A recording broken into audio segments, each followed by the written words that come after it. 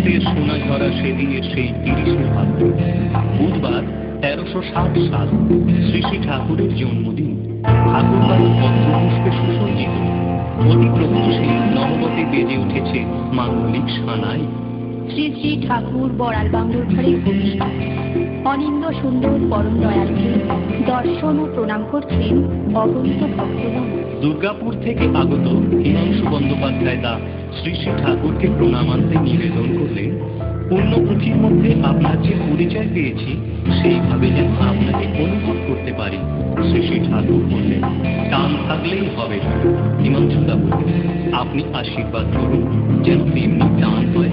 শ্রী শ্রী ঠাকুর বললেন, তুই যখন জন্মেছিস তখন পরম পিতা তোর ভিতর টান দিয়ে দিয়েছেন।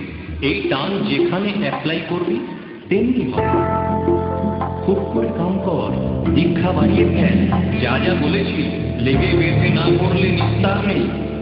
বলতে বলতেই ভাবে বিক্ষোভ হয়ে পড়লেন পরম প্রেমী শ্রী শ্রী ঠাকুর। ভাবের মধ্যে প্রতিধ্বনিত হল তাঁর সেই আপন করা ডাক।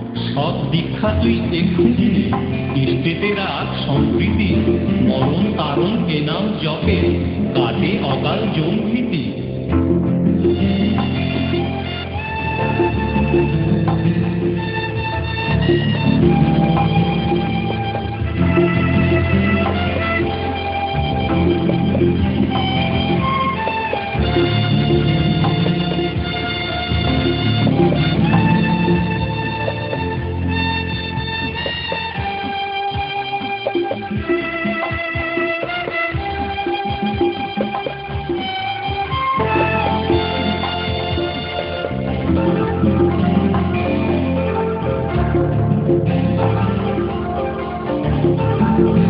যদি মানুষ হয় মানুষকে ভালোবাসো, সুখে দুঃখে মানুষের পাশে দাঁড়াও, জগতের কল্যাণে ইষ্টে দীক্ষিত সৎ মন্ত্রে দাও দীক্ষা।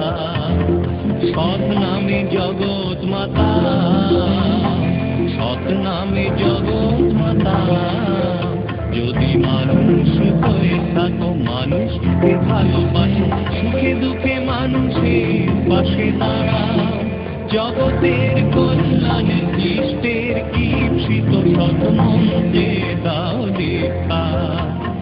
সৎ নামে জগৎ মাতা, সৎ নামে জগৎ মাতা।